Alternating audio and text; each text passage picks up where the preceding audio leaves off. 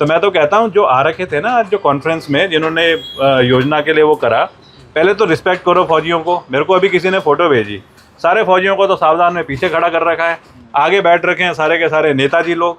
अगर नेताजी लोग पहले ही उन्हें पीछे खड़ा करके और आगे बैठ रखे हैं तो फिर तो मेरे को दिख रहा है कि हताश हो रही है कांग्रेस। उन्हें दिख रहा है इस बार फिर हम क्या करें, तो वो ना कहीं अंदरूनी लड़ाई बाकी और चीज़ों की जगह ऐसे पॉइंट पे उठाने की कोशिश करी जिसका ना असर आ नहीं रहा है। सर, कांग्रेस ने जो प्रदर्शन किया है उसमें हरक सिंह रावत भी हैं, उनके उसके जो पूर्व सैनिक के कई सारे वहाँ पर पहुँचे हुए थे। उन्होंने कहा कि 4 साल में जो अग्निवीर में जो नौकरी कर रहे हैं बच्चे, उनका भविष्य काफ़ी असुरक्षित है।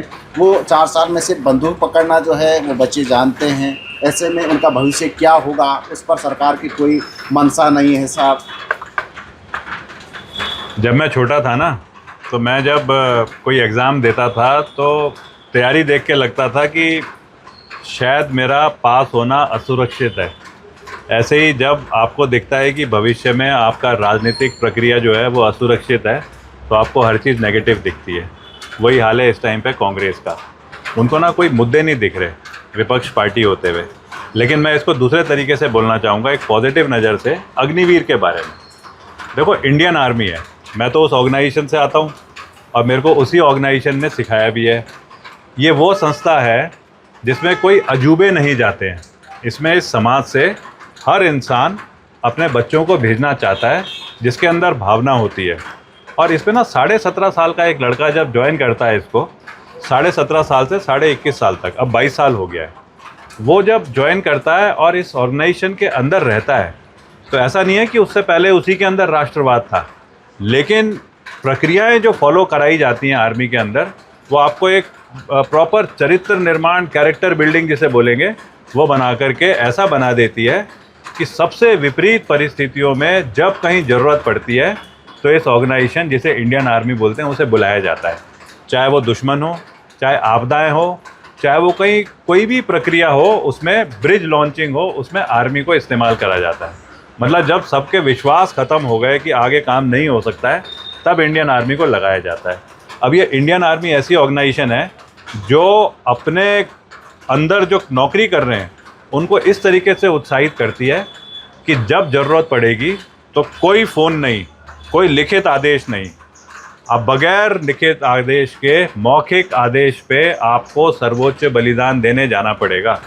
आज कांग्रेस को ये समझना है, एक आधार कार्ड बनाने के लिए भी कम से कम 2 साइन करने पड़ते हैं, कम से कम, तब जाकर के छोटा सा डॉक्यूमेंट आधार कार्ड बनता है।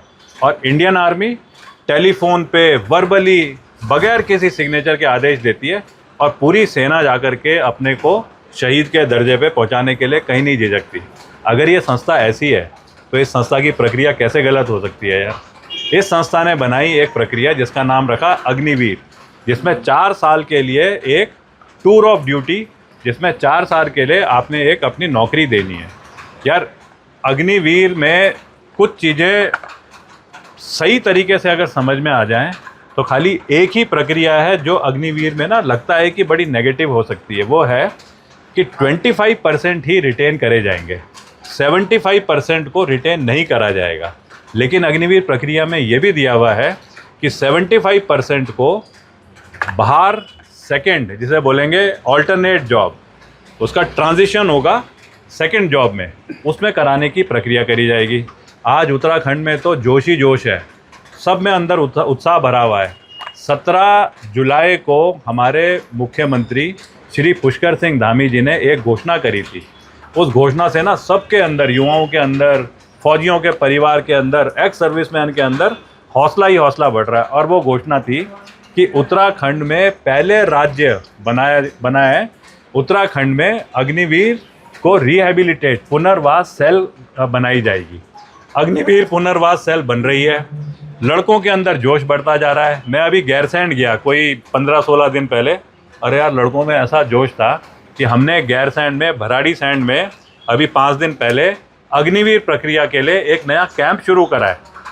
8000 फीट के हाइट पे लड़के तैयार हो रखे हैं कैंप ज्वाइन करने के लिए। एक लड़के को नौकरी देने के लिए एक प्रक्रिया बनी है इस सेल के जरिए। इसमें है केंद्र सरकार की जो एजेंसीज हैं, डिपार्टमेंट्स हैं, पैरामिलिट्री फोर्सेस, असम राइफल, उन सब में 50% रिटेंशन के लिए आदेश हो गए। स्टेट गवर्नमेंट में रिटेंशन के आदेश हो गए। एक सेकंड खत्म कर लेता हूँ। रिटेंशन के आदेश हो गए हैं।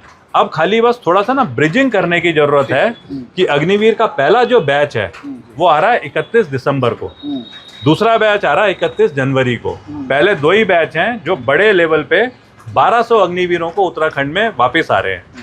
इनको जो रिहेबिलिटेट करने की जिम्मेवारी है वो पुष्कर सिंह धामी जी खुद मॉनिटर कर रहे हैं और मेरे को उसकी रिस्पॉन्सिबिलिटी दे रखी है। मेरे को तो पता है बड़े अच्छे तरीके से ये प्रक्रिया को कैसे हम शेप दे रहे हैं और समय समय पे इसकी जानकारी भी देते रहेंगे।